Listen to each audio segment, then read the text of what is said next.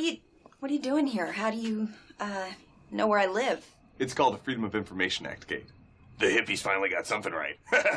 Just kidding, but not really. Hey, I got some great news. Sit down. What is it? You're fired. I'm what? You're fired. I called up the bank and told them that you were stealing and drinking on the job. And they bought it. Can you believe it? They signed some other Johnny Pencil Pusher to my account. Why would you do that? I'm here to begin my courtship with you, Kate. You fired me so I'd date you? Yeah, huh? You are a crazy little man. Come on, Kate. I know you've been hiding some feelings for me. Oh, yeah, nausea. And if you don't get off my porch in 2 seconds, you're gonna know exactly how that feels. Woohoo!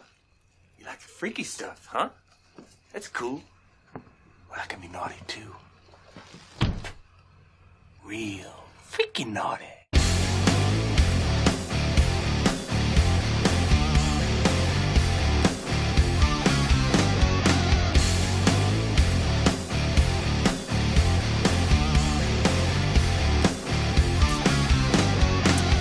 All right, everybody, welcome to The Rhythm Section, a Memphis music podcast. From legendary artists to emerging talents, we celebrate the soul of Memphis music. Tune in for engaging interviews, behind-the-scenes insights, and a rich tapestry of musical heritage. This podcast is produced by SRP Studios Podcasting, srpstudiosllc.com.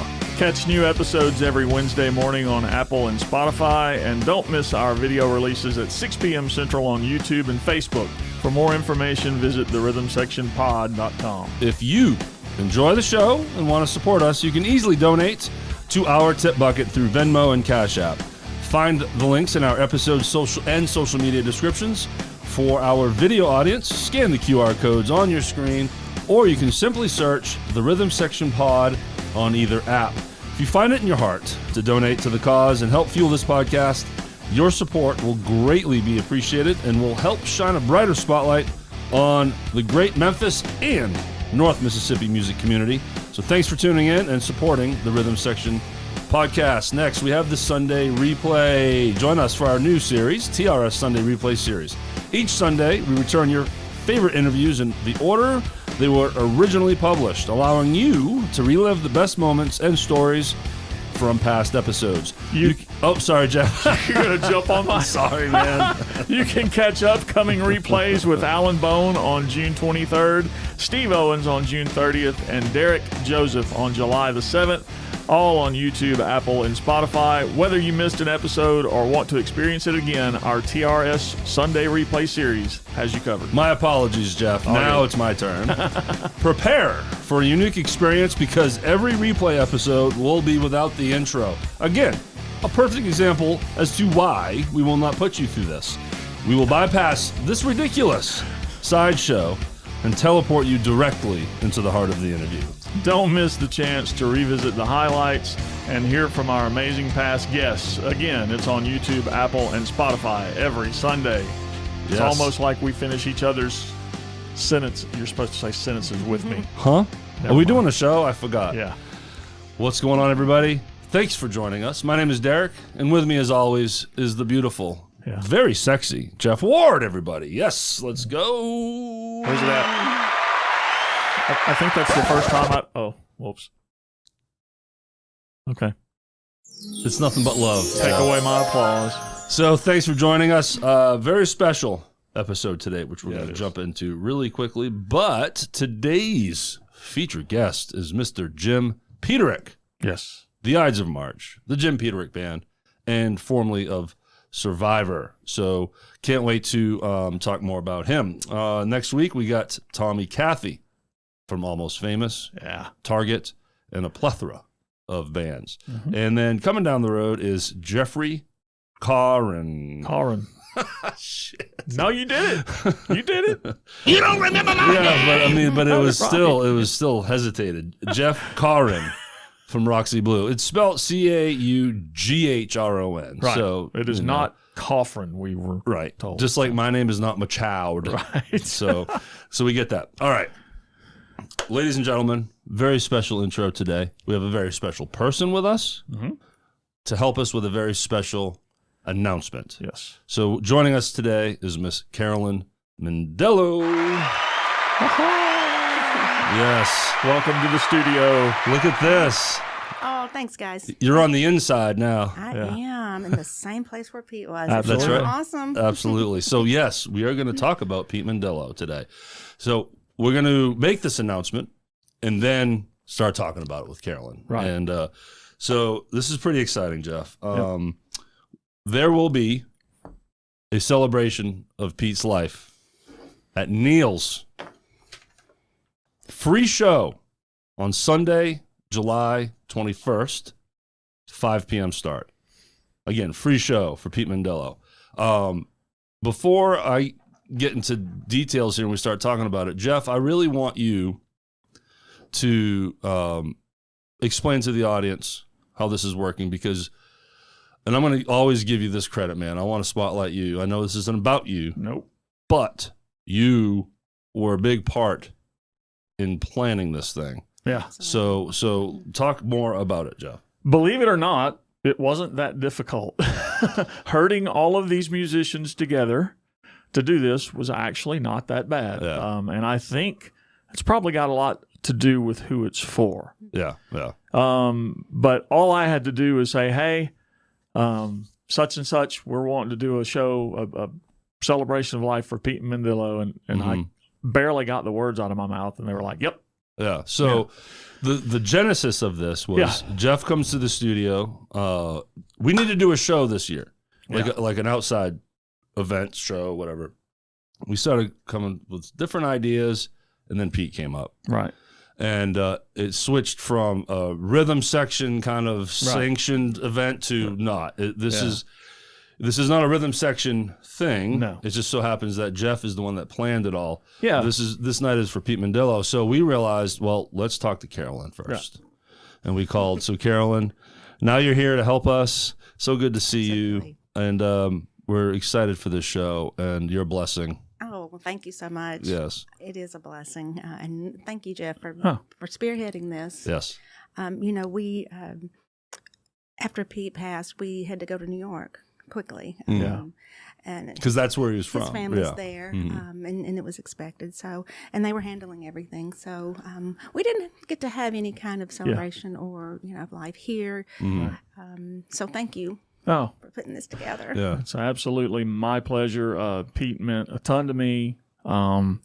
Encouraged me more than I can put into words. About being a drummer and telling me I could do it, telling me I was good enough. Let me add to that. From my perspective, Carolyn, I started playing with Jeff years ago, probably 2013, just throwing a date out there. Right. And not long do I start learning about his relationship with Pete. Yeah. I, at that time, had met him once, and I talk about it in his episode. Years ago, at probably 2006, I met him at Horseshoe Casino. He was playing with that British band, the British rock band. I can't remember the name, but quick hello, love your drumming. He was nice back. Okay, great. But then, of course, I follow him all these years on Facebook and everything.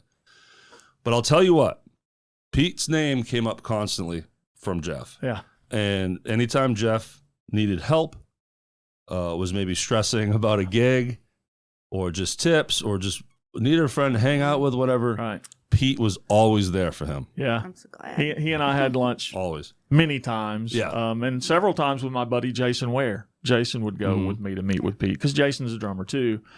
And we both just valued Pete's input. And so we were always hanging out and talking and just shooting the breeze. So then the second time I meet him is at an Area 51 show at Dan McGinnis. And we went because he was by that time booked to be on the show. So I'm like, let's go say hello.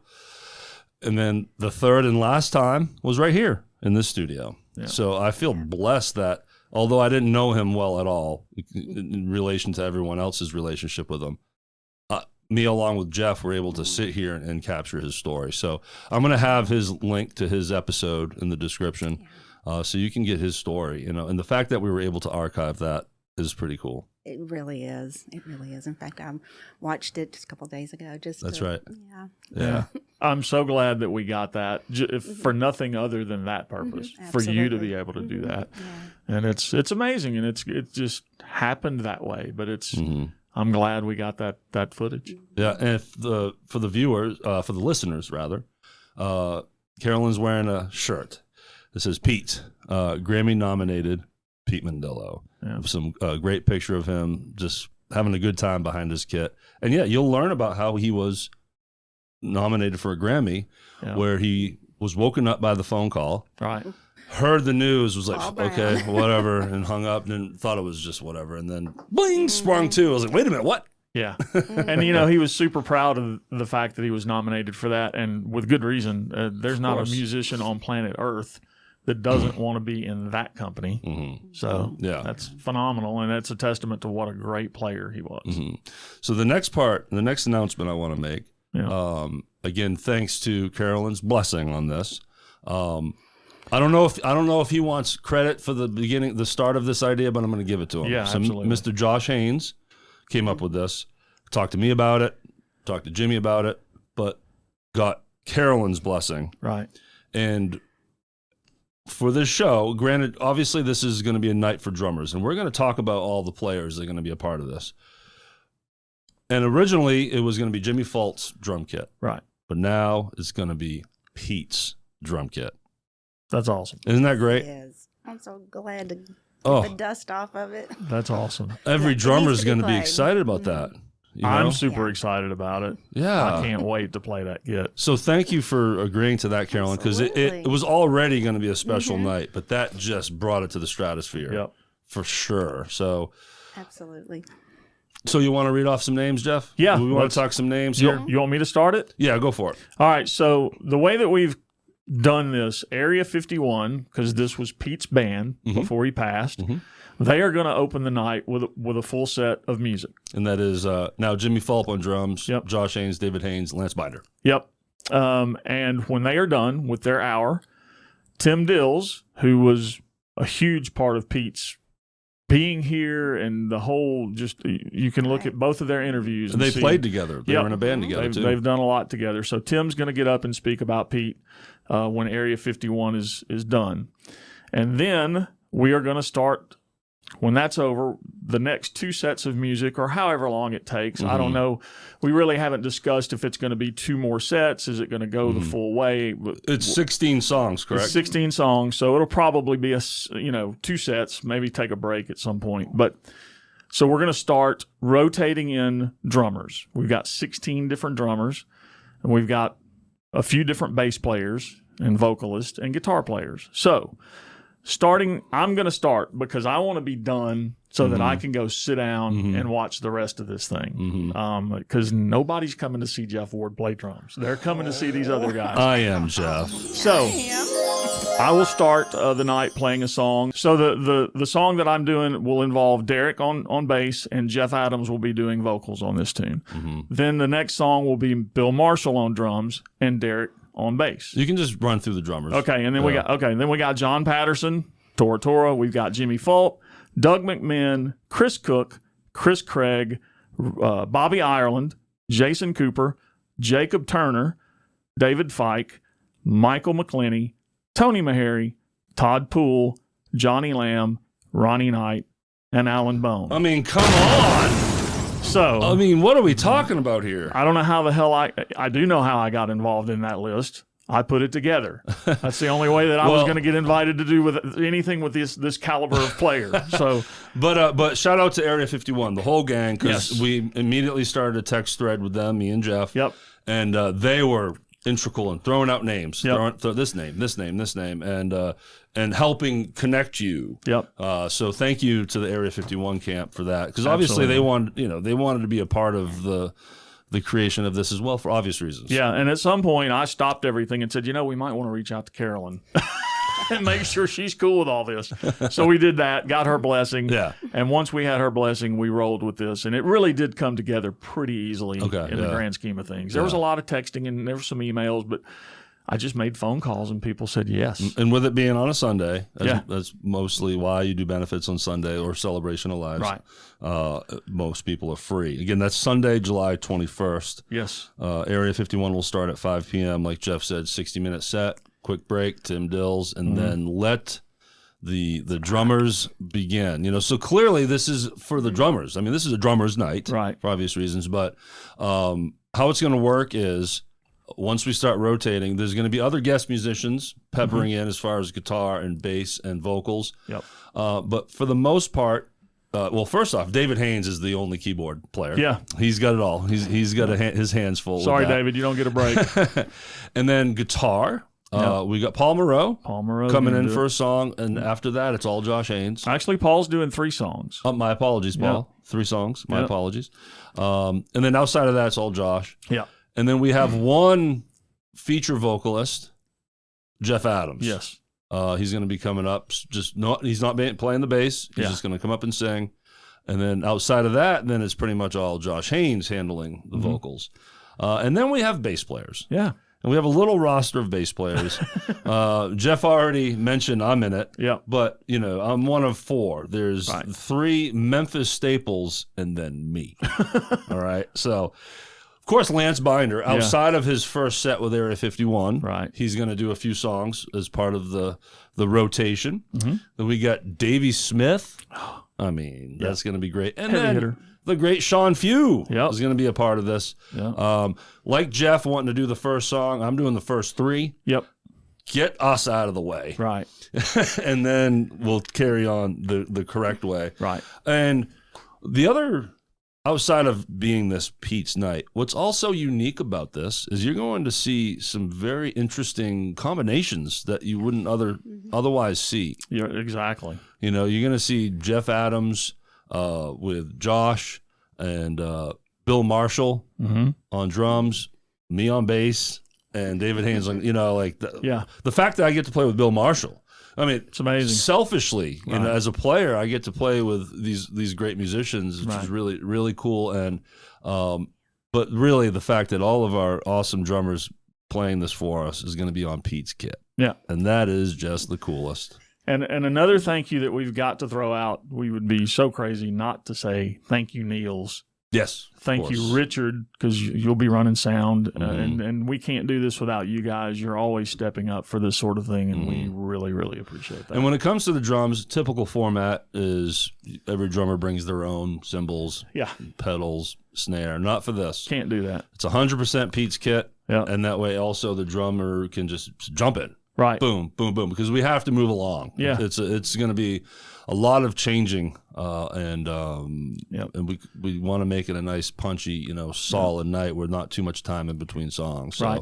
And I do think that Josh or someone in Area 51 had mentioned that Tony Meharry wants to say a few words about Pete, and that's fine. Anybody that wants to, before you sit down to play your song, if you got some personal stories you want to tell about Pete, absolutely, we want to hear those, because that's what the whole night's about. Yes, and I might try to help MC through the things. Sure, there will be a few minutes in between each band, you know, each performance rather. Right. Clearly, so I'm going to try to get up there and just introduce and see how it goes. But just because Jeff planned it and I might be on the mic up front as an MC, we promise you this is not a rhythm section kind of. This is not about the podcast at all. This is all about Pete. So so. I feel like we need Carolyn talking. Absolutely. More. So please, now we've done the major announcements. Everything's good. Now, please share your thoughts with us, Carolyn. Oh, well, this night is going to be so special. Pete played with so many people. I mean, I can't even begin to name. You named so many, and there's so many others that we haven't named. We'd be here all night. Absolutely. Yeah. But, and there will be a ton of them on stage that he played with, and not just in a local format. There were guys that did national stuff with Pete. So. Right. Well, I just want everyone that played with him to know how special they were to him, because music was his life. Now, his family, faith, all that was important, but he, music was in his blood from a little boy. His family talks about how he would come home from school, run down to the basement, and start playing his little drum set. That's awesome. Yeah. So he's always held in such high regard for anyone that we have in here that has played with him. He really was a legend. You know, I'm not trying to, overbear you with that, but he was. Well, and Jeff, you talked about being mentored. He was mentored by a lot of New York players before he came to Memphis, and he talked about how important that was. He goes, "These guys didn't have to, teach me anything." He said, "But they did, and I want to pass that on." That's awesome. So that was, And when we were sitting down and getting ready, you were confident coming in here. Oh, I know how this stuff works. And then you told us like you used to sort of like be Pete's tech. You said you. Well, I would just make sure before he left the house, Pete, have you got everything? Yeah. Well, you said you ran soundboards too, right? Well, I just knew he used his little soundboard. Oh, so you knew it. And Josh, I think Dave Morshack's using that now. Is that He's right? one of his little soundboards. Oh, very nice. But I would say, "You got everything?" And he'd pull off, and it wouldn't be 10 minutes later. He'd be pulling back in the garage. Yeah, my wife will tell you that Going runs through, runs in the find blood stuff. with drummers. I do it. Well, too. you have so much to think about. There's so many pieces, for sure. Yeah. So, I'm sure Pete told us in his story, but while you have you here, when do you meet Pete? When does this happen? Well, Tim Dills talked about that in his episode too. Yeah. Okay. Tim Dills and Jimmy Bridgers were playing in a band with a friend of Pete's from New York, Gary. And Gary said, "We got to get my friend Pete down here. Oh, he'd be perfect for this band," because it was a Southern rock band. That's what Tim was writing at that time. And he was in a Southern rock band in New York. Go Okay. figure. Wow. And so he came down. And Nice. he came down with a suitcase. Nothing else. He didn't have his drum set. When he decided to stay in Memphis, he had to have his brother FedEx his drums down. Wow. Okay. So And this was the band Civil War. Civil War. That's right. Yeah. So but how does it happen with you and him? Well, Tim says, we're going to take our new drummer out to Beale Street. We're going to show him Memphis. Why don't you come along? Oh, okay. So, yeah. I mean, after 15 minutes of meeting him, I was like, oh, this guy is too much. He is hilarious. He's warm. He's just a great person to be around. Right. Okay, so then right from that, And that was it. that was it. You all start seeing each other, and We did. that's amazing. That's really nice. So you've seen everything he's done, all his incarnations, and when he played with Jimi Jamison. Right. And I know you've said you rewatched his episode, and that story about his audition is pretty funny, isn't it? It is. Yeah. It comes up so many times in this episode. I'm sure people have heard it several times, but yeah, to diffuse the tension and the nervousness in the room, Jimmy sings a song and with the voice of Popeye Yeah. to just So chill Jimmy. everyone down. Yeah, that probably still wouldn't have helped me. I'd have been so nervous. And I'm sure that you saw over the years the side that so many people don't get to see, which I'm sure there were a lot of frustrations in music too with Pete, because in this business, not everything goes perfectly. That's true. And sometimes he would, I could tell something was wrong. What's wrong, Pete? Oh, gig fell through. Yeah. Okay, be all right. Mm-hmm. And sometimes he'd go, I got something to tell you. I'm going to be out of town on your birthday, Oh, or yeah. our anniversary. I'm like, that's the way it goes. Right. I knew what I was signing up for. Yeah. Very nice. Yeah, supporting for sure. Yeah. Yeah. That's awesome. Awesome. Well, I don't know. Yeah. I just can't wait for this night to get started. We've been planning this for quite a while. Yes. This you've got about a month from the time that this is airing to Yeah. prepare to get to Neil's. It's and, a free show. and see this thing. It's free. Yeah, we don't want to see a seat empty anywhere in the house. Yeah, this isn't about raising money for anything. Nope. This is just we want to give everyone an opportunity to come help celebrate Pete with us. Right. Straight up. And then Jeff, I know you don't want this to be about you, and you said it was easy, but I promise everyone, Jeff, you put a lot of work into this, and I want to thank you publicly as well for making this happen. It was an idea Thank you. we had.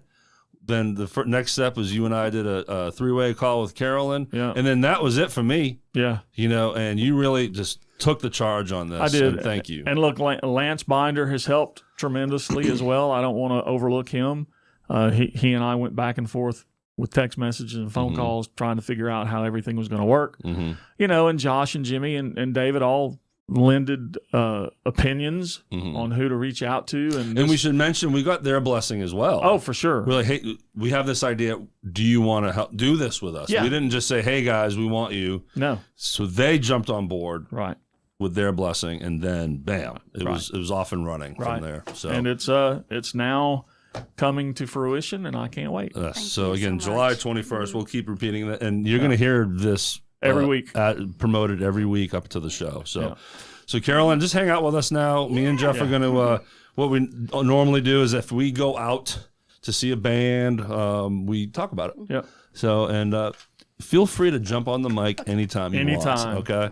All right. So, Jeff, you went out Friday night. Who did you go see? I caught Daphne and Chris acoustic at a little place called the Ale House in Olive Branch. The Mississippi Ale House. Ale House, yeah. And they were doing just their little 2-man acoustic thing. They were outside.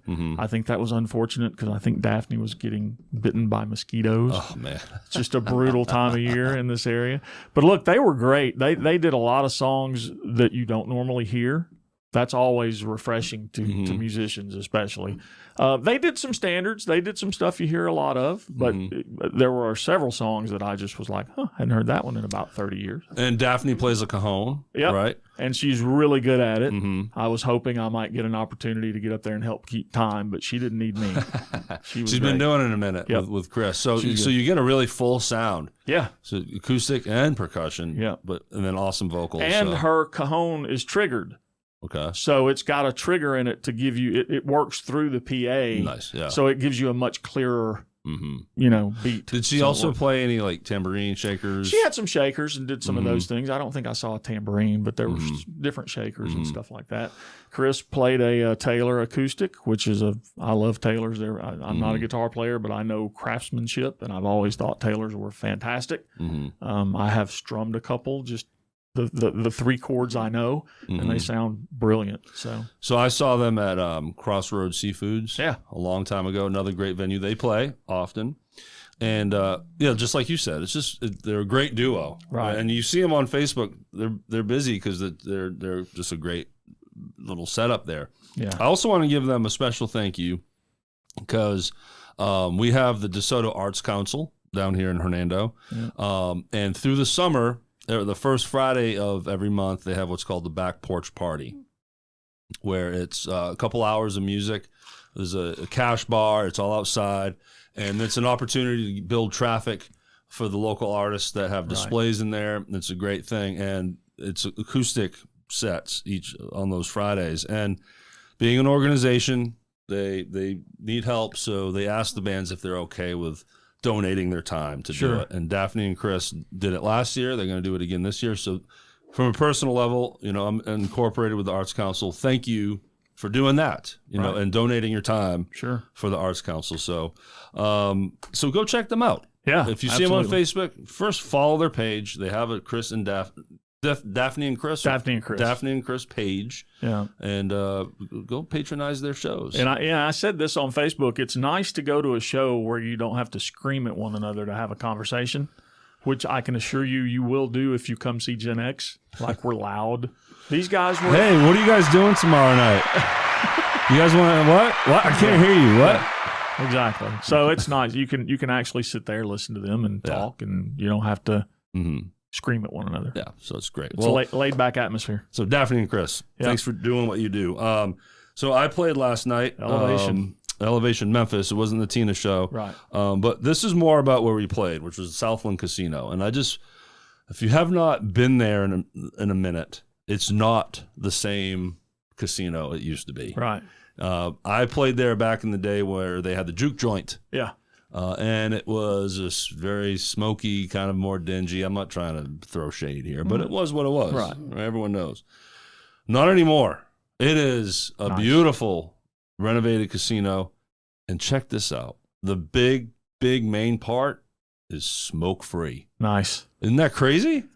So I walked in. I was like, man, this place smells great. Because you walk into Gold Strike, Horseshoe, it's instant stale cigarettes, right? Embedded for life.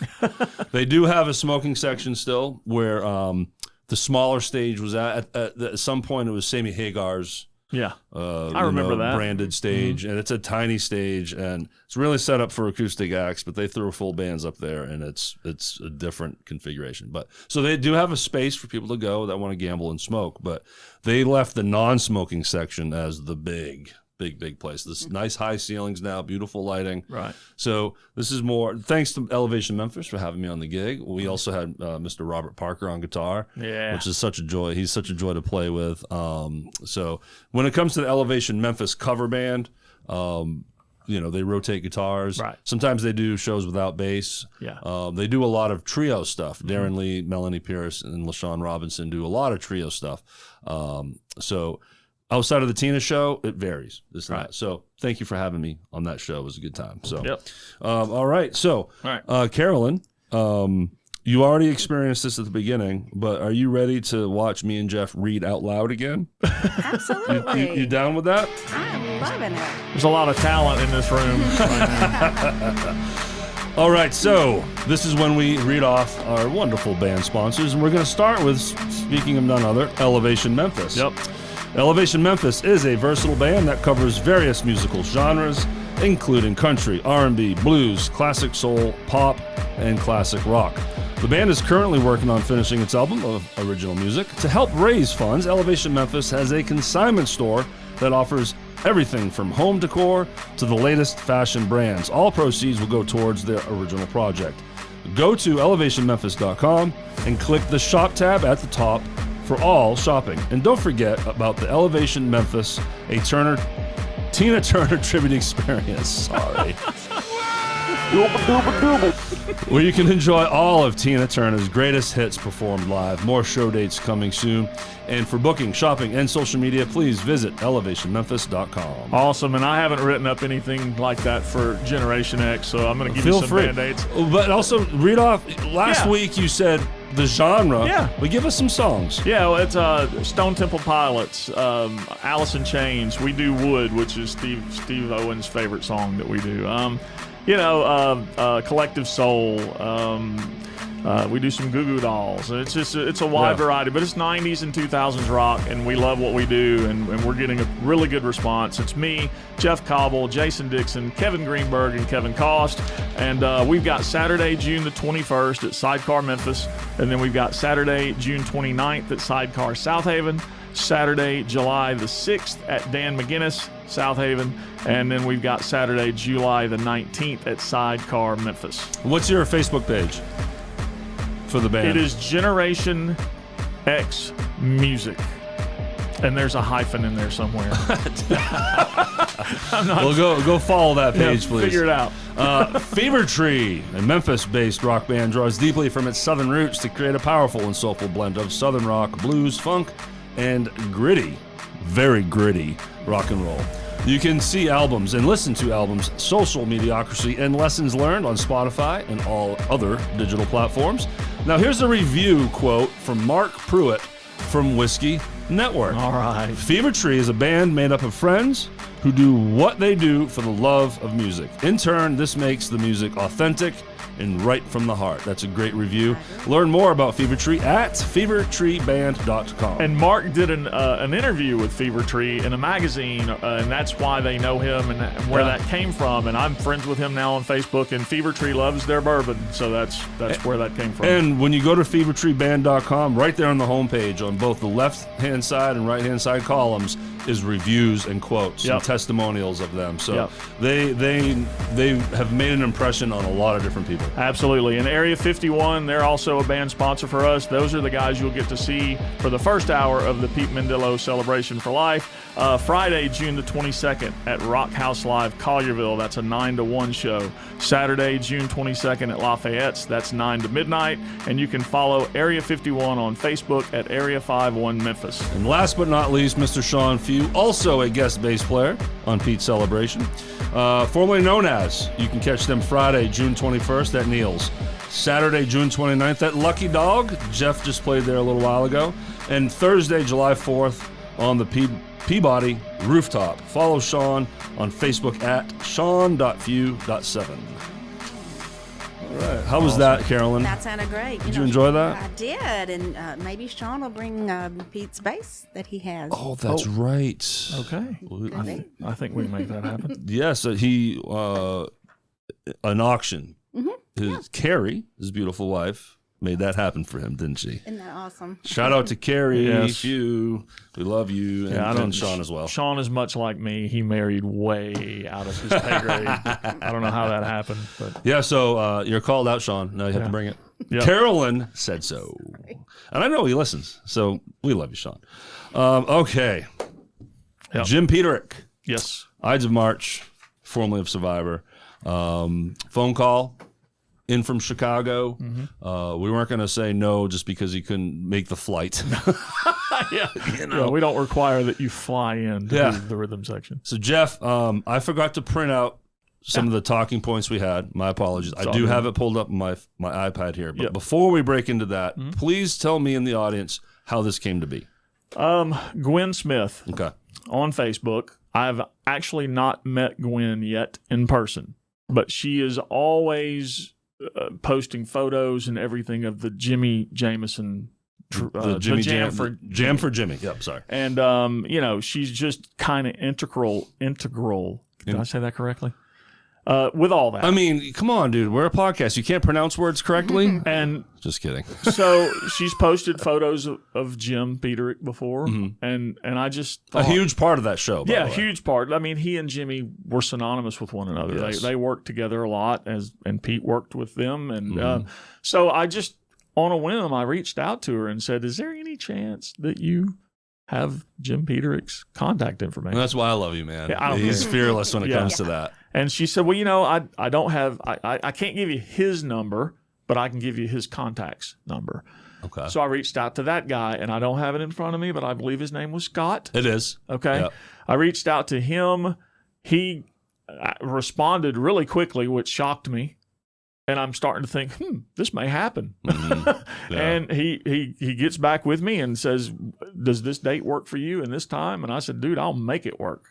And then before we know it, we get an email without, I don't know how many, 50 pages of research for this guy? Lots. So clearly Jim does a lot of interviews. So him and his team, they already have this stuff ready. Right. Which is great. Thank you for that. Absolutely. But it was also very overwhelming. It was pretty much every year of his life. Well, and we've done a lot of interviews on this show up to this point. This is definitely the first time that we've had that happen. Yes. That level of information sent to us. Yeah. And we were both like, "Oh, we better make sure we're on our game." Right. And it was nerve-wracking. Yep. At the very end of the interview, we say goodbye to Jim, and then me and Jeff talked for a couple minutes about that experience, and we're like, whew.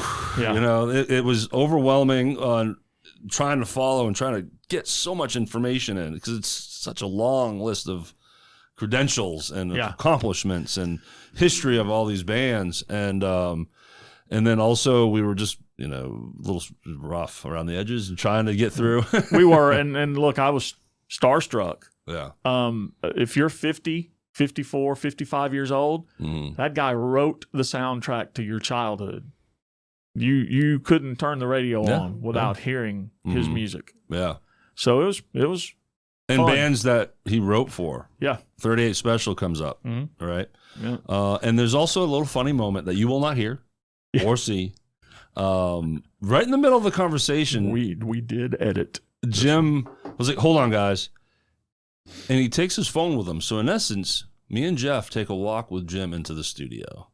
Yeah, he's outside of the control room. He's at the studio. We didn't know this. Right. But then he jumps into the control room. We hear this new music he's working on in the background. Right. And he tells the producer, "Hey, man, I'm still on this podcast here. Give me a minute."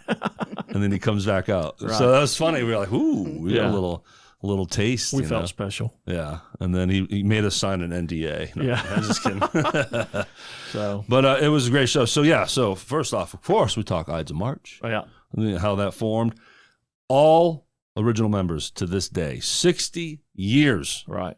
That these four gentlemen have been playing together. And, come and go, breaks, reunions. But when they come back, it's the same four guys. That's special. Yeah. And if you've heard the song many times, you just don't know. I didn't know that it was Jim Peterick in the Ides of March. Vehicle. Great song. You will hear that song and go, "Oh, yeah, I've heard that." Yeah. And I had no idea that it was him. Yeah, and Area 51 does it. And my mom's main request, they're like, "Oh, Mom or Darlene's in here. Are we going to play Vehicle or Sledgehammer?" Nice. Love Mama. Yeah. Oh, that's right. You know my mom. That's right, Carolyn. And I remember Pete playing Sledgehammer with the lineup, one of the bands he was in. Okay, so very cool. Very cool. One Vehicle comes out, it just sends the Ides of March to the stratosphere, and next thing you know, they're touring with Jimi Hendrix, Led Zeppelin, Janis Joplin, just to name a few. Insane. He tells a fun story about Led Zeppelin. We'll leave it for the interview. Of course, he's formerly of Survivor. Right. And then, I mean, Jimi Jamison comes up, of course, you know, and he tells us. Vital Signs, such an amazing album that involved both of those gentlemen, and it was just it was a life-changing album for me. So. And then we talk about he did two songs for two different Rocky movies. Yeah. Of course, we all know Eye of the Tiger for Rocky 3, which was pre-Jimi Jamison. Right. Correct? Right. And then Rocky 4, which is the one I kind of grew up on. Burning Heart. Burning Heart. Yeah. And tells a funny story about talking with Sylvester Stallone on the phone, and he didn't even believe it. He's like, "Nah, someone's playing a joke on me." Right. And then he does a Sly impression, Yeah. which is special. So pretty good. And then he gave us a little special treat. Do you remember this, Jeff? When we said goodbye, he sang to us. Oh yeah. So listen for that. Yeah. All right. So we had a great time with him. We hope you enjoy it. You know, we just scratched the surface in some of the stuff we talk about. Great guy. Very nice. Very giving. He was here to play. Yeah. You know, he got our humor immediately. Most of it. I refrained from playing any sound effects in there. Yeah. You know, I wanted to be a little respectful. I didn't want to give him the full dose of our ridiculousness. So, but to Jim, thank you. To Scott, thank you. To Gwen, thank you for making this happen. All right, so. Yep. And then, of course, remember to tune in to our exclusive TRS Sunday Replay series, where we bring back your favorite interviews on YouTube, Apple, Spotify every Sunday. Yeah, and thank you to our band sponsors. Again, if you can find us if you can find us. What is wrong? We're with me? buried, man. We did so good, and now I'm screwing up. You can find us on Apple, Spotify, YouTube, Facebook, and Instagram. Find all channels at therhythmsectionpod.com. I mean, that sound covers both of us, Jeff. Yeah, it does. You know, I mean, it's still better than episode 1 of this season. That was, you know, as I mentioned before. And don't forget our tip bucket, please. You can easily donate to the cause through Venmo and CashApp. Find the links in our episode and social media descriptions. Scan the QR codes on your screen or search the Rhythm Section Pod on either app. Your support is greatly appreciated. And if you find it in your heart to donate to the cause and help fuel this podcast. Yep. Carolyn Mandillo. Thank you. Yes, thank you for being Thank here. you guys for Everybody having me. make plans to come to Yes. Neil's and see Carolyn and us and all the musicians we mentioned. And before we let go, is there one last thing you would like to say, Carolyn? Just thanks to everyone who was a part of Pete's musical career. Yes. Yeah. Awesome. And again, thank you for, you know, being on board with us on this. It's going to be Absolutely. special for a lot of people. It is. So It is. we Thank appreciate you. So you. much. Awesome. And thanks for coming to the studio. It was nice Yep. seeing you I again. love being here. Yes. Absolutely. Enjoy the interview, guys, with Jim Peterick. Thank you.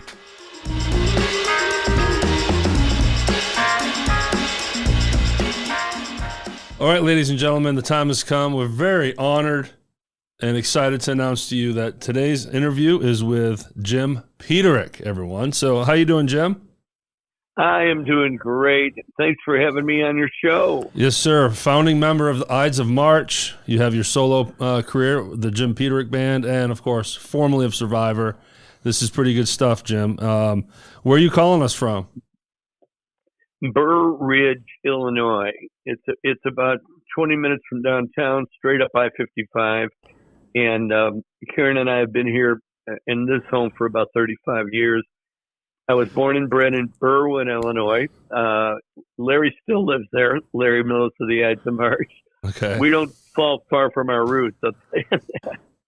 Yeah, because in the plethora of notes that your assistant sent to us, there's something in here about your relationship with the Cubs, correct? You did a song for them? Yeah, finally next year. It was always How next appropriate. Year will be, the next year will be the Cubs year. Yeah. Yeah. Yeah. My dad was a big Cubs fan. You know, he passed away many years ago, but he used to take me to the ballpark, and those are some of the best times of my growing up. You know. Well, I hope you don't hang up, but Jeff's a Braves fan. That is untrue. I'm a huge Cubs fan. I'm a huge Cubs fan. I've actually been to Wrigley one time many years ago.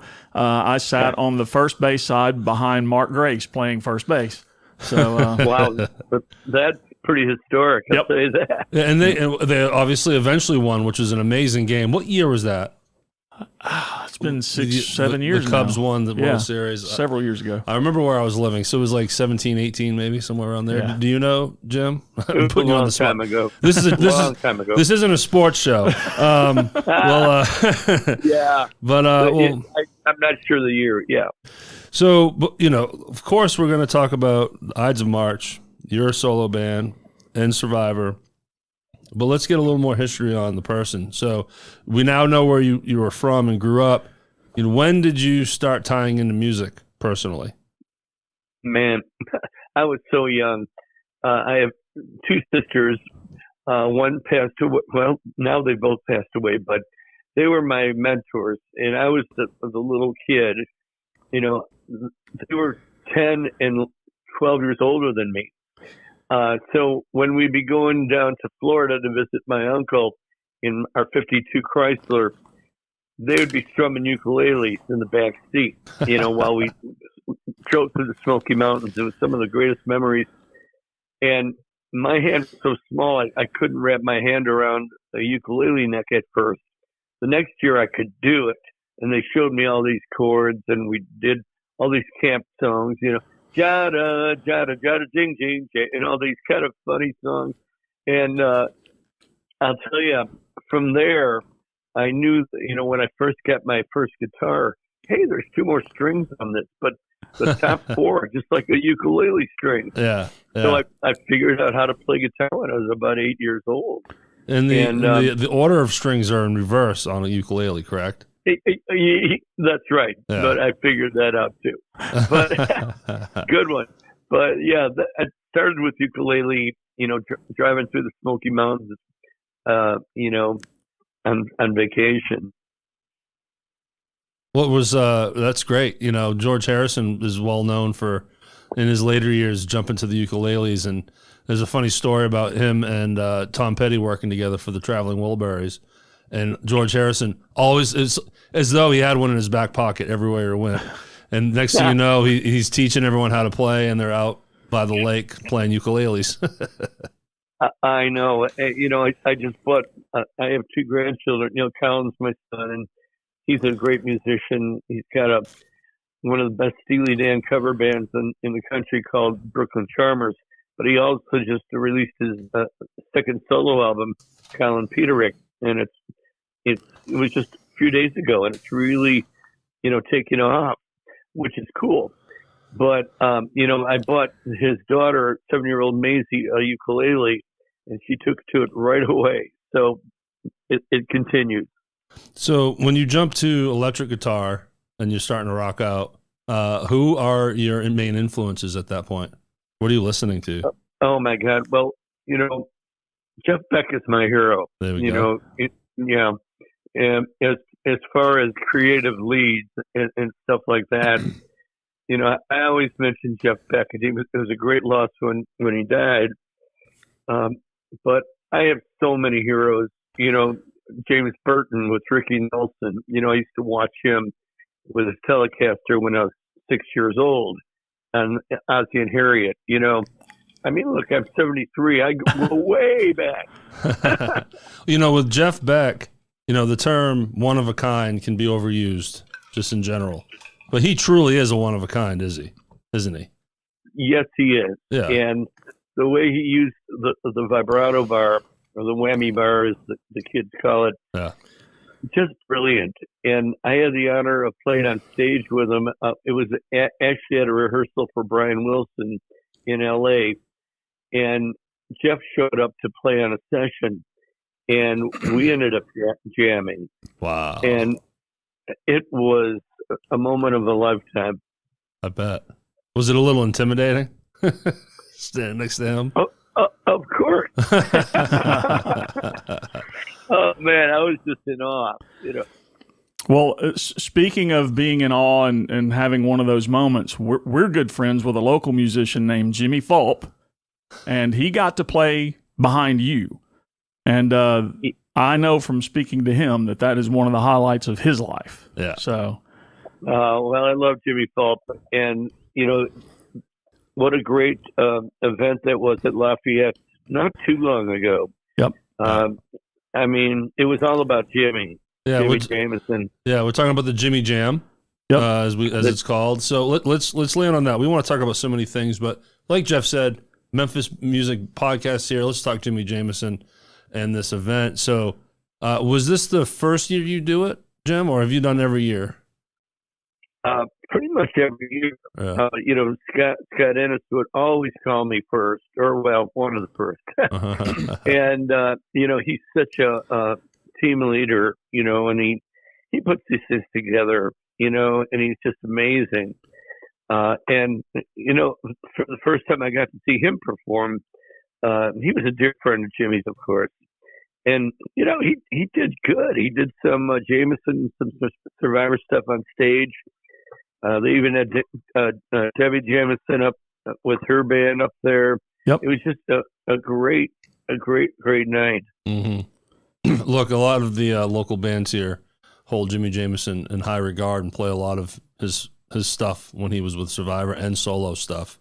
There was a lot of members from like Target and Cobra and everybody paying homage to Jimmy. He was the greatest singer I've ever worked with, probably ever will work with. Mm-hmm. I remember when Survivor, as a member of Survivor, Dave Bickler lost his voice and needed about 2 years off. He was, of course, a great singer who sang our biggest song ever, "Eye of the Tiger." But we had to find a new singer. We held auditions, and there was a lot of really bad singers that came in from out of town. Then there was a really good singer named Kevin Chalfant. We almost gave him the nod. He was, just great. And 2 days later, Jimi Jamison came into town to audition, and he blew the doors off. And we had this crappy PA system in this carpet warehouse, and he made that crappy PA sound like $1 million. And the very first song Frankie and I showed him was called "Broken Promises," which ended up on that album, Vital Signs. And he just nailed it. I said, "Jimmy, did you hear the song before?" And he goes, "No, man, I just got a good ear." Yeah. I'll say you got a good ear. And then Frankie and I had just started writing "The Church Is Over," and that was the second song we showed Jimmy. And he gets to that chorus, and he goes, "Then I look into your eyes," and his voice cracked on eyes. And I said to Frankie, "Man, we better lower that a half step." And Jimmy looks at me real soulfully and says, "Oh, man, give half a man a chance." And he nailed it the next time and next take. And it was just, that's the kind of guy he was. Did you make him wait for the answer? No. I told him that day. But Frankie wasn't in the room, but I knew that he was the guy. Yeah. And I said, "You got the gig," and the rest is history. Must have been a huge moment for sure. Now from the sounds of it, and correct me if I'm wrong, the singer prior to him, you said needed some time off because he was having vocal issues. So was Jimmy or this person's replacement supposed to be temporary? No.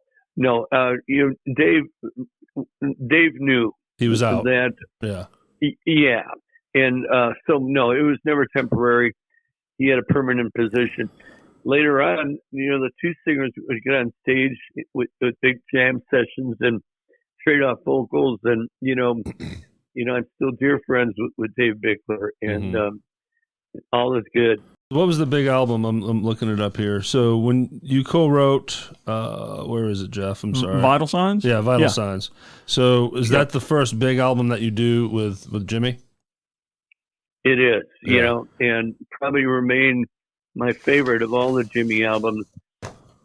He came into town to sing one song called "The Moment of Truth" for a movie called Karate Kid. Oh, yeah. Which I didn't write that. It was one of the few songs that I didn't write or co-write.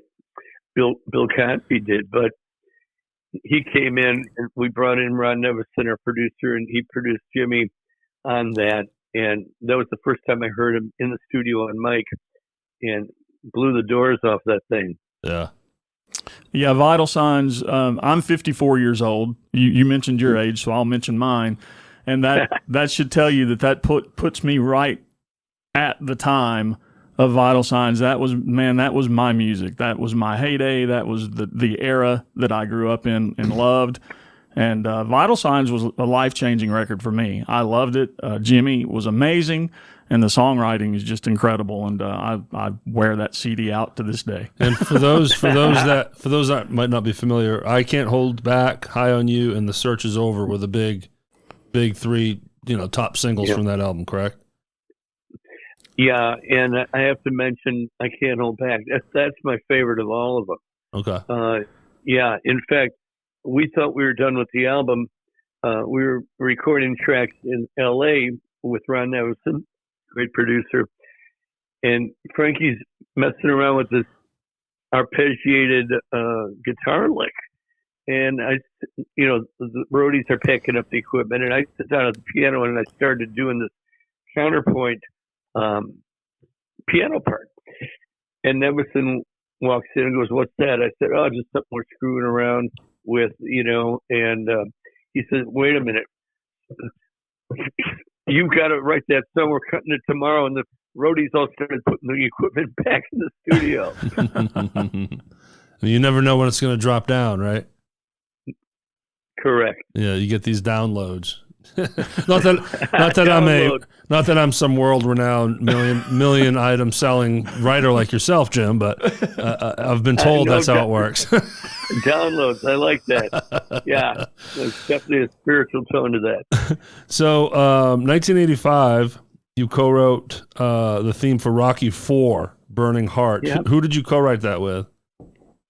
With Frankie, as most of the stuff, and we were on the road actually, and with REO Speedwagon. We must have been on the road with REO for about 3 years, with breaks, and we get a call from Stallone. This is, of course, the original call from Stallone was earth-changing. He leaves a message on my answer machine. "Hey, Jim, give me a call." So that's Stallone. "That's a nice answer machine you got there." And I keep sorting the mail. I'm going, this is a joker, right? And my wife says, "Who is that?" I said, "Well, some joker pretending to be Stallone." He says, and she goes, "You idiot! You better call him back."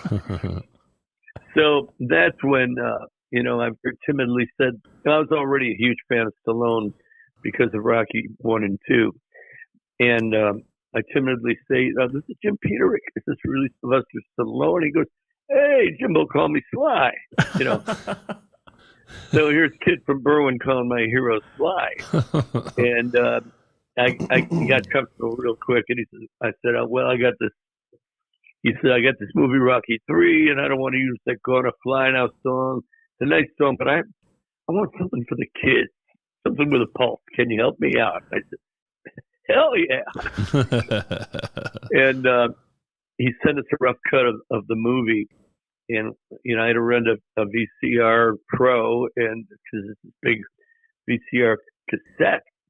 So I found a VCR Pro, put it on the kitchen counter, called Frankie over, and we're watching it, and you see Mr. T rising up and Stallone getting soft, doing Master Charge commercials. And there's music playing, bump, bump, bump, another one bites the dust. And I said, "What the hell, Frankie? They got a song."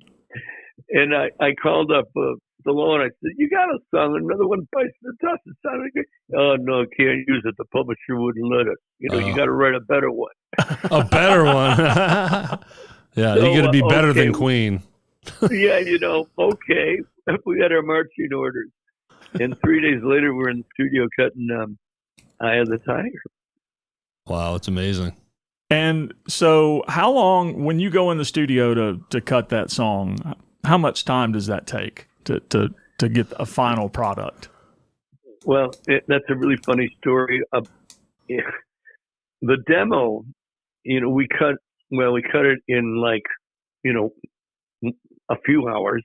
Right. I mean, we were, when you have that original spark of inspiration, it flows so easy, and Drew Bay is just laying it down on that 4/4 thing. And I'm on the piano and Frankie's, I mean, it was just magic. And then Frankie mixed it, and we sent it to Stallone, and he goes, "This is amazing, but I got to use the demo in the movie that's on the deadline."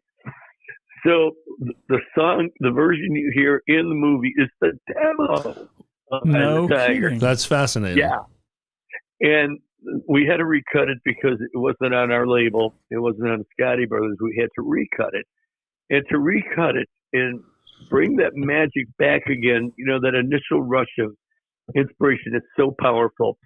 Well, it took us like a month and a half, a few months later, to do the final version. We finally captured it again.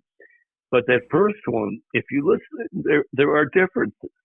First, the one that's in the movie is looser. It's more green. Now we're gonna go back and watch the movie now. Yeah. This is You gonna gotta happen. watch it.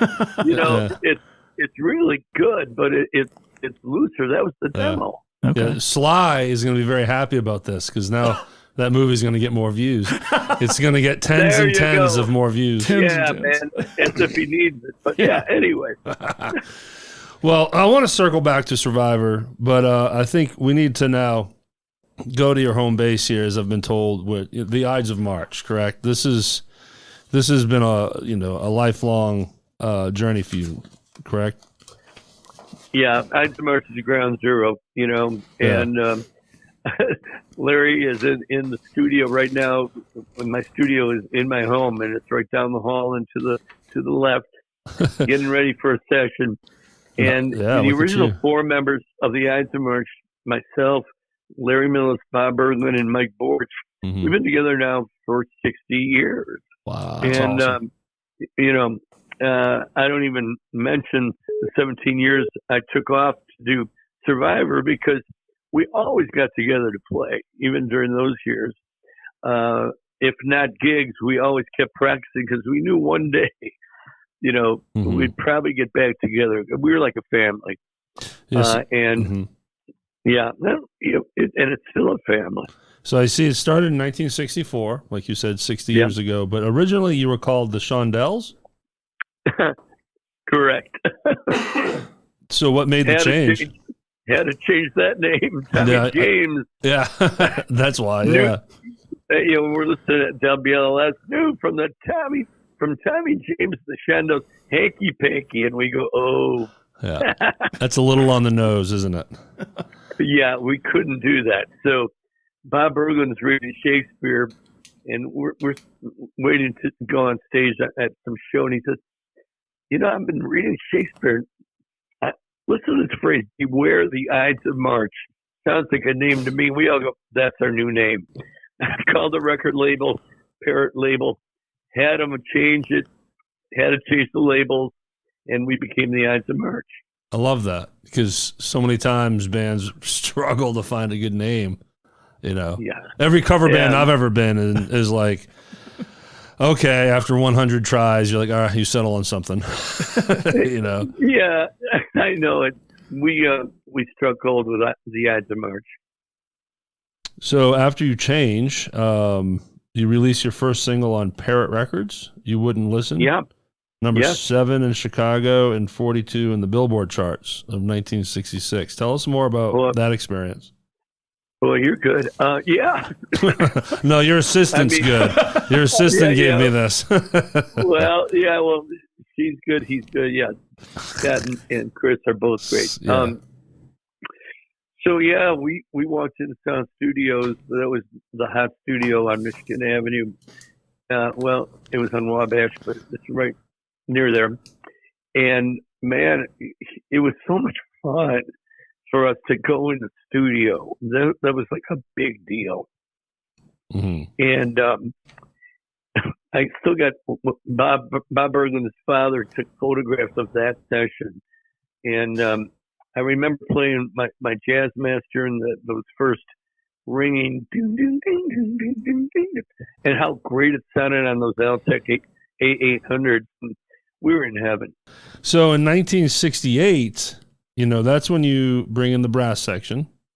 which Right. eventually bridges to one of my favorite songs I've always loved, Vehicle, which was Right. released in 1970. I mean, it starts right out with the horns, doesn't it? It's super recognizable because of it. And it's we talked about Jimmy Fulp earlier.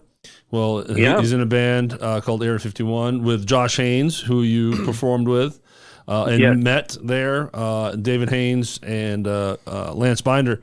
And they play Vehicle, and it's always a highlight. It always slams the dance floor. People just jump up, including my mom. Everyone knows my mom. She's up there dancing as well for that song. So it's just such a classic. What was the story behind that song? Oh my God. Well, first of all, Lance they're all great, but Lance is a particular favorite of mine. But yeah, Lance. Vehicle story. Shout out to Lance Binder. All right.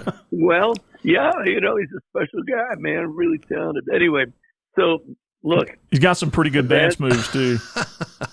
well, that's another story. But anyway, the story behind Vehicle, the best songs are true. And I was dating this girl. I met her at I went to see the Turtles, and I was too shy to ask a girl. Waited in line to see the Turtles at Riverside Brookfield High School.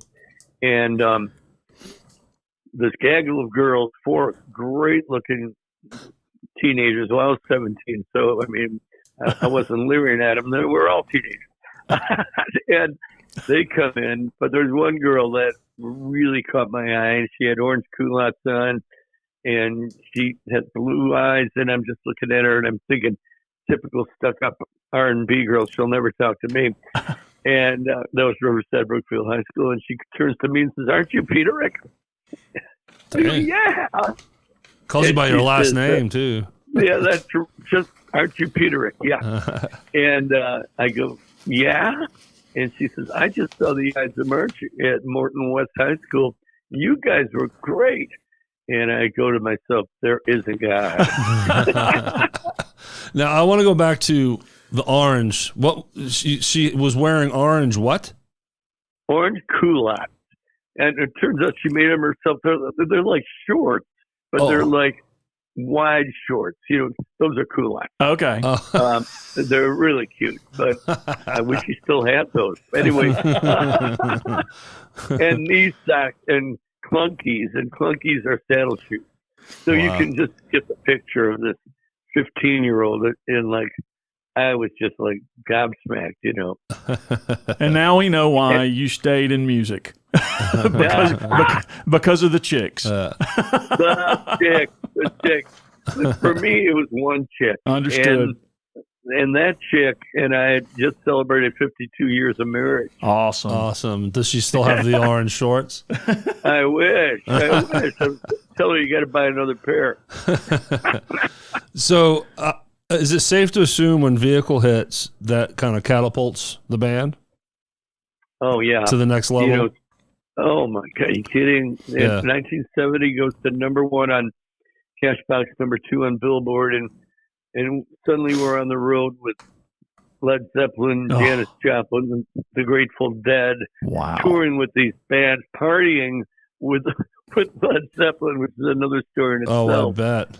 I see also Jimi Hendrix is on the list as well. Yeah, played with Jimi Hendrix and the Allman Brothers. I mean, that was I think our favorite band. When we opened for the Allmans down south, we all had Vehicle, and we blew the crowd away. We kind of intimidated the Allman Brothers, believe it or not. Dwayne gets to the mic when they took the stage. We were watching. He goes, "Well, we're not no show band like the Ides of March, but we play our music." Yeah. Oh, wow. So throwing some shade. Well, I mean, we were a show band. Yeah. And they're laid back and unbelievable. Oh, for sure. Yeah. They're more jam, they jam through their stuff. Little defensive there. So what, I got to hear at least one good party story with John Bonham by chance. Did you hang with John Bonham? Oh, yeah. That's the Led Zeppelin story. After the Zeppelin show, Led Zeppelin, they invited us to their penthouse suite. We're the only band they invited. And we knock at the door, and our Led comes to the door, and he's in his little bikini brief, paisley bikini. I just remember it. And he says, "Oh yeah, come in, boys," and we come in, the four of us, and we see what we had never seen before in Berwyn.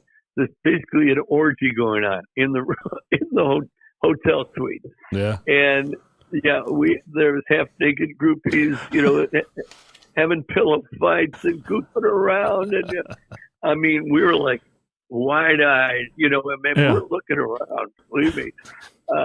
And I had to use the restroom, and I go into the restroom, and I guess I intruded because there was Bonzo and a comely young lady standing over him, straddling him in the bathtub.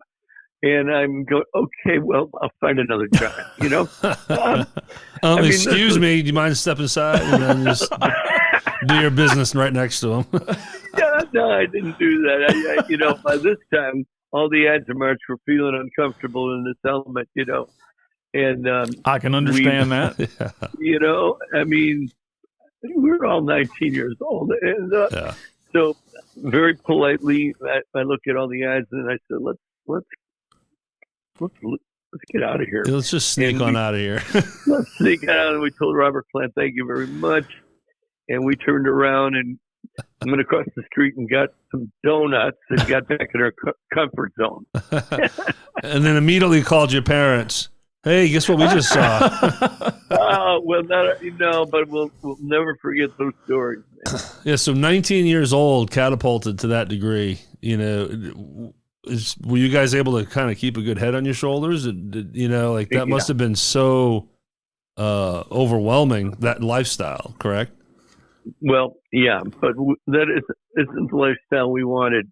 None of us did drugs or alcohol, and it was like, well, that's good for them.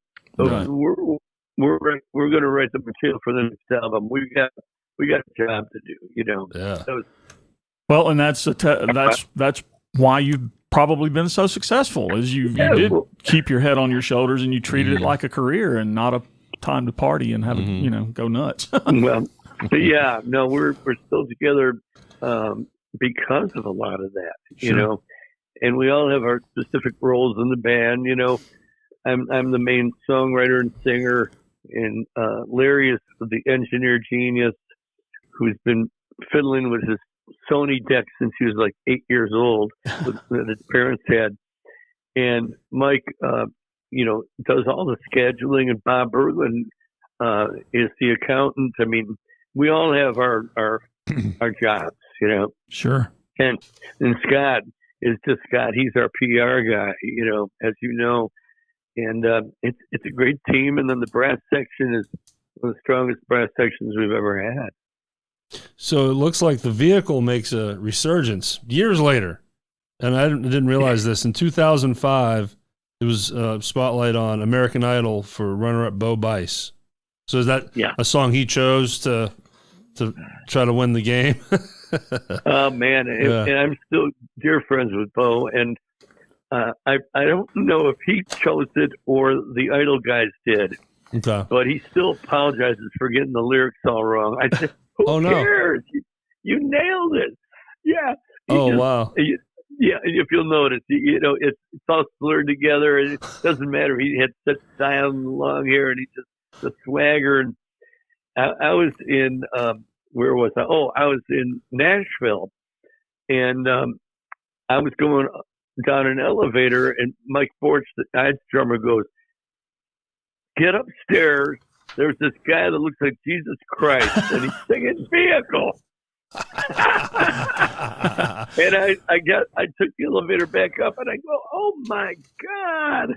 It was just life changing, really. Now, did he meet you after that performance? Not directly, but yeah. Okay. We started. Of course, Vehicle was his first single. It was it was a two-sided single, and then we started, writing together and getting together, and nice. He's still one of my dearest friends.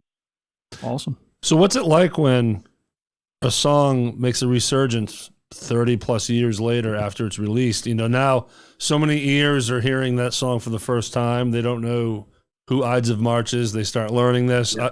Do radio stations start reaching out, and does press start reaching out again to you and the band? And what is that like when now you get a whole new wave of people coming at you that are learning about you for the first time? Well, obviously it's a huge honor and a thrill. I think Eye of the Tiger is the one that resounds the most. That just went 1 billion streams, and all the time I get, parents and with their grandchildren and going, "Tell them what your favorite song is, Bobby." And he's like 6 years old. "Eye of the Tiger." I mean, it's in the water, man. Yeah. It's I mean, as big as Vehicle is, and it's really big. Eye of the Tiger is iconic. Yeah, it's synonymous with such an iconic movie and franchise, right? Very, very lucky to be a part of it. Yeah. And when Stallone called us again and says, "We're going to do another one, Rocky IV." And nice impression, by the way. That was good. Yeah, well, not too bad, So I get together on the road, and Frankie and I wrote "Burning Heart." So Rocky IV was the one that hit me at my age. That's what hit me in my lexicon. Much like Van Halen is 5150, Sammy Hagar's, so you can kind of catch where my age is at. And if I remember correctly, is this song part of the movie where Sly is driving all just confused and stressed out because his buddy Apollo was just killed, and then now he's trying to decide if he needs to fight the Russian? Is that the scene? Yeah, that is Drago. Nailed it. Drago. I don't remember yesterday, and I promise you, our fans of the show knows how bad my memory is, but I remember that scene. Well, yeah, it was. Rocky III was really a pinnacle movie. Rocky IV was okay, Yeah. And but we were lucky enough to have Burning Heart in that movie, so that was pretty cool. Yeah, because again, I was at the ripe age for that the sequel, number 4. Then you go retro, and then you watch 1, 2, and 3, and you're like, oh, this was a totally different movie. Like Rocky 1 is such a classic. It's more than just a boxing movie. Oh yeah, no doubt. That was my favorite of. It's probably the best movie, really. Overall. So going through your notes here in terms of Ides of March, I mean, you guys have just been chugging along through the years. Breaks here and there, and reunions and tours. And where are you guys now? Well, we're just rocking away. We're writing material for our next album, which we'll probably release in the last quarter of this year. All new songs that we're writing now and demoing and stuff like that. But we're also on the road playing shows. On the 21st of this month, we have a show. I don't have the schedule in front of me, but just every month we have about 2 shows, and then we have cruises coming up in 1995. 2025. One in January and one in March. We love those cruises, and it's like just a big rock jam with so many other great bands. And one of them, the first one has Chubby Checker. I mean, nice. It just really spans the decades, and he's still rocking it. Yeah, I know there's an 80s cruise, and I think there's a blue cruise that's got several bands on it. And the Monsters of Rock cruise, of course. Yeah. Yep. So there's lots of those out there to be a part of. Oh yeah, we love these cruises, and I'm bringing Karen. She's coming on probably both of them, so it'll be a lot of fun. Yeah, obviously fun for fans and audiences, but for the bands, y'all get to catch up with some old friends or make new friends with all these classic bands, because y'all in the same place. Y'all can't escape You can hide in your room, but at the end of the day, you're on the same little island with each other. So that must be fun for y'all as well. Yes, it really is. And I remember some great jam sessions, and one in particular was the first time I really worked with Mark Farner was in a jam. And there was some great musicians, probably, guys that were on the ship, permanently playing drums and stuff. But me and Farner were just tearing it up, and the place was packed. This was like, at midnight. That's the stuff that happens on a ship. Yeah. Yeah, and one of the great things about those cruises too for the fans is that I haven't been on one, but I've talked to several people who have done them. Is that you guys as musicians and songwriters, you're very approachable on these cruises. Like people can meet you and talk to you, and you don't normally get to do that if you go to a concert or a show. Then the band's got somewhere else to be, and so they're off stage and they head out, but these cruises give the fans an opportunity to meet you guys and actually get to talk to you. Yeah, that's what's nice about those things. And, we really enjoy the fan interaction. Hey, look, that's Jim Peterick at the crab leg section of the buffet. Check that out. Oh, yeah. It's hard to get a meal sometimes because people come up to you, and we love it, though. I'm sure. But I'm going to grab the crab legs every time.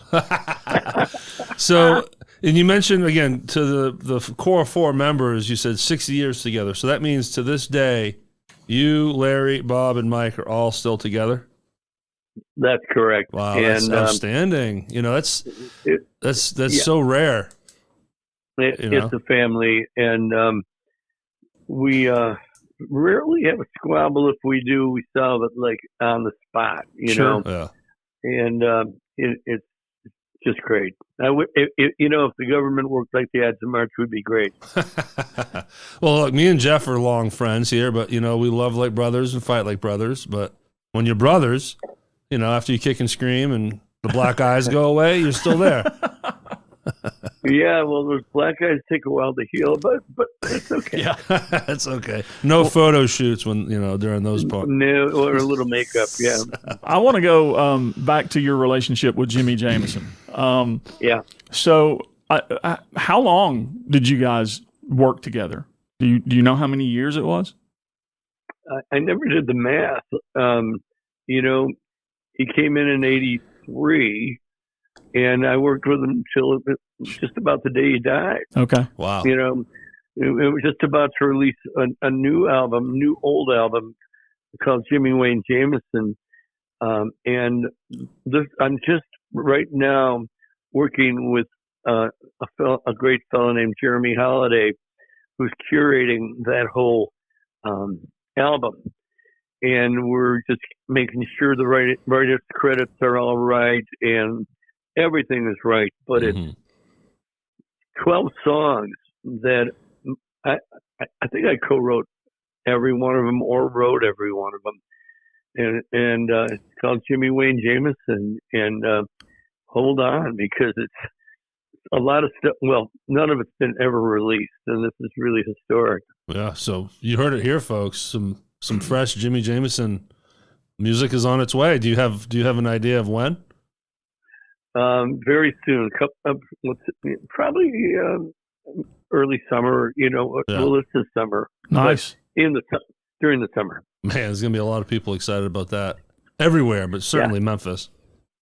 Oh man, yeah, it's gonna be epic. Now, something about the brass note. You had something to do with Jimmy's brass note here in Memphis. And I was there for that dedication, and. Nobody deserves it more than Jimmy. And I stood up there with his family. I felt, like, what am I doing up with his family? But they love me and I love them. Yeah. And I was very honored. Yeah, I think it's pretty clear from your relationship with him over so many years that you guys were family. Mm-hmm. I mean, that's... well, yeah, that's an honor to be accepted in the Jamison family. Mm-hmm. And they're all great people. His son is so cool, and everybody is. We've interviewed so many people that had connections to Jimmy. One guy that we interviewed very early on in this podcast, his name was Pete Mendillo, and I don't know if you're familiar with Pete, but he played drums for Jimmy at one point. And yeah, I'm familiar with him. Yeah, and Pete told us a story about when he went in to audition for Jimmy, that Jimmy comes in the room, and Pete was pretty nervous because it's Jimi Jamison. It's a big deal. And Jimmy started talking like Popeye, like doing his Popeye. Well, he sang a song. Yeah. The first song, I can't remember the name of the song, but he calls out the song and they start playing, and then the verse kicks in and he starts singing like Popeye.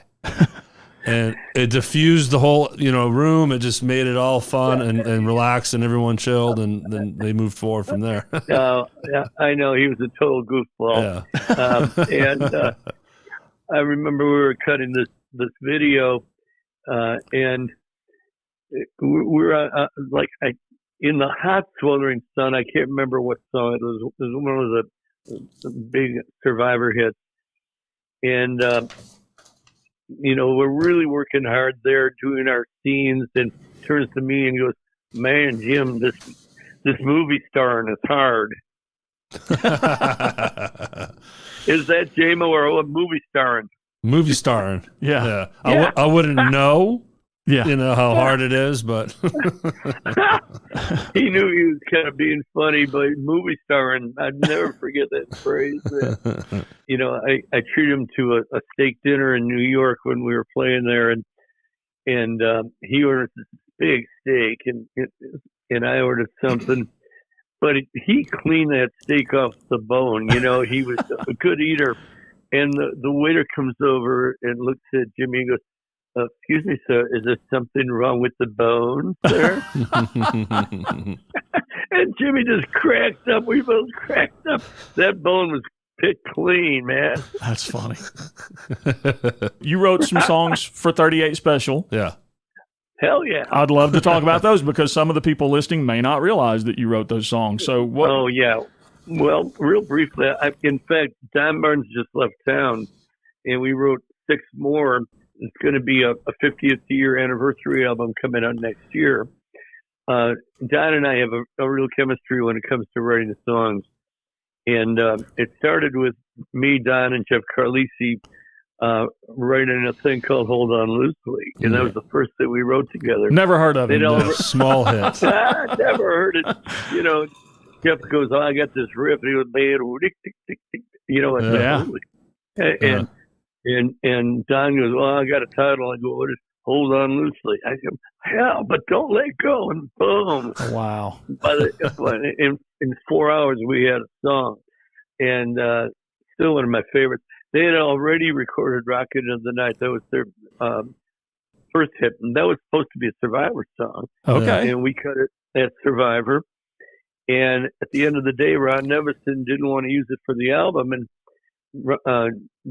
John Kalodner, the guy with the long beard, he was the guy in the bride's dress in the Pump video for Aerosmith. He's a real character, great guy. And he says, "Ron, could I have a copy of that?" He talked like this. "Could I have a copy of that Rocket into the Night?" And Ron gives him a cassette. Next thing you know, it's on the radio by 38 Special. Wow. And we didn't even know they had cut it. And wow. It's kind of a culture shock, That's odd. They're supposed to tell you this, right? Well, you would think. Yeah, but, it is the music business. It happened pretty quick, yeah. So, I think you also wrote Wild-Eyed Southern Boys. Is that correct? Oh, man, yeah. Yeah, I demoed that, and pretty much they took it verbatim, which I'm glad they did, because the demo was so good. And that's a real boogie-woogie classic, I think. I agree completely. We're completely discussing my childhood here, Jim. This is so awesome. These are songs I grew up on. So, and I've personally played "Hold On Loosely" in probably 5 different cover bands over the last 20 years. So, man, that lick, that was Carly's bad. Yeah. Yeah. Oh man, brilliant. All the Absolutely pushes. brilliant.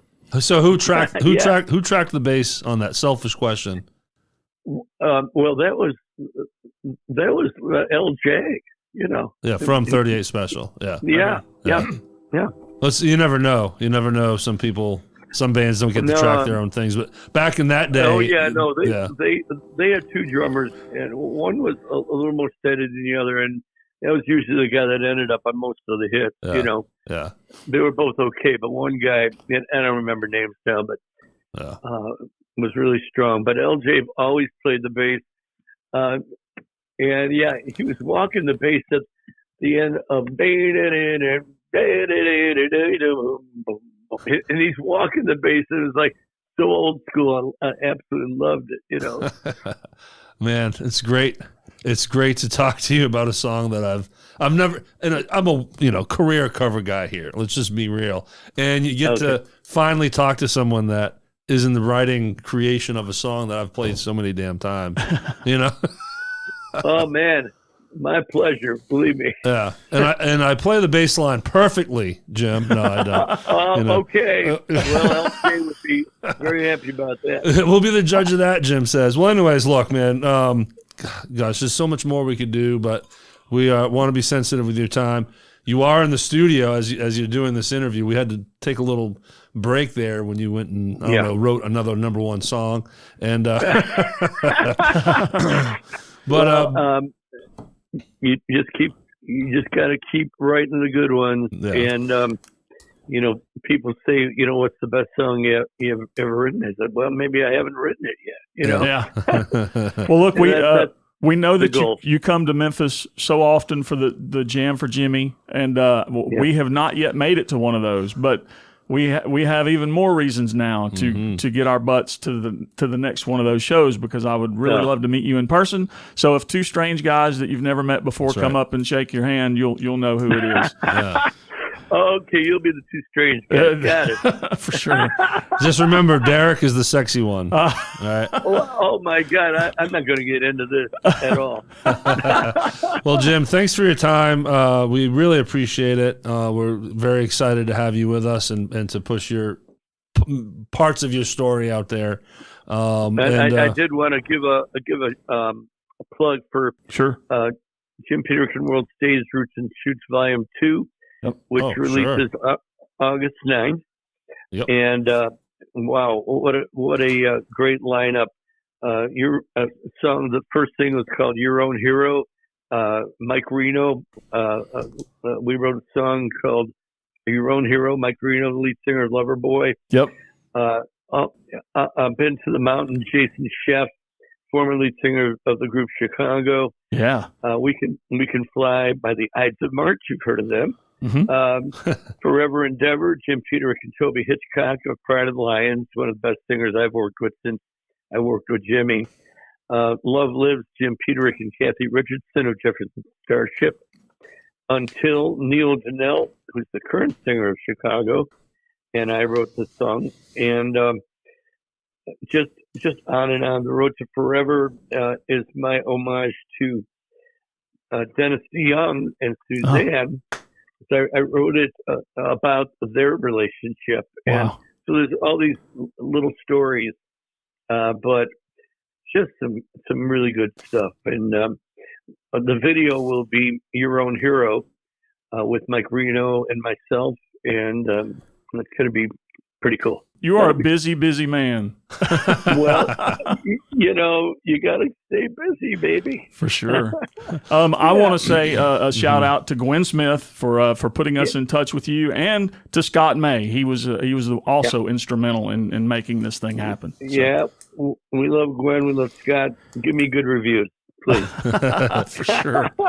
Well, again, thanks so much, Jim. Jim Peterick, everyone. Ides of March, and then of course, formerly of Survivor. We're going to have all of Jim's links in the description areas. So find his websites, find the socials for all of his projects. Go dig in. And such a pleasure, Jim. Thank you. Yes, sir. And thank you for writing the soundtrack to so many people's youth, mine included. And you didn't even talk about heavy metal that I wrote with Sammy Hagar. I mean, we still can. We're just trying to be sensitive to your time. I know. Yeah. I just wanted to drop it. Well, Derrick and Jeff, it was a pleasure. And thank you for this interview. Oh, no, well, thank you. And Yes. again, to Gwen and Scott, thanks for making that connection. We do appreciate it. I got one last thing to say to you. Yep. Great God in heaven, you know I love you. All right. Yeah. There we go. Hell, yes. Yes, thank you for that. That's exciting. We look forward to seeing you at a Jimmy Jam in the near future, sir. Please. Thanks, guys. It was great. All right, thanks, Jim. Jim. All right. Bye-bye. Bye. Well, then. That was amazing. And very nerve-wracking. Yeah. I don't know if you noticed. But... Derek and I haven't been nervous doing a podcast since, a year ago. So, yeah. So we hope we did it justice. Guys, look. His assistant, or at least one of his assistant, this gentleman by the name of Scott May, sent us so much information. It was overwhelming. It was basically this guy's every year of his life. Yeah, and that's such a fine line with him because we know he's got other things to do. Yeah. He's recording in the freaking studio as we're doing the interview. Yeah, you're not going to hear this. Of course, we edited it out in post, but he had to take a break. He's like, "Hold on, guys, I got to go talk to my engineer." And we hear music in the background, and he's someone singing. He's like, "Hey, I can't track yet. I still get this interview," whatever he said. Right. And we're just like, we're a fly on the wall in the studio with Jim Peterick. and we don't want to cut him off, but at the same time, we could talk to this guy for 2 days. Yeah, I wanted to hit heavy metal too. Yeah. But anyway, we did the best we could. We hope you enjoyed that. And, being over the phone, we absolutely prefer it in studio, but, he's kind of busy. Yeah, we tried to demand for Jim to come to the studio. Right. No, of course not. But no.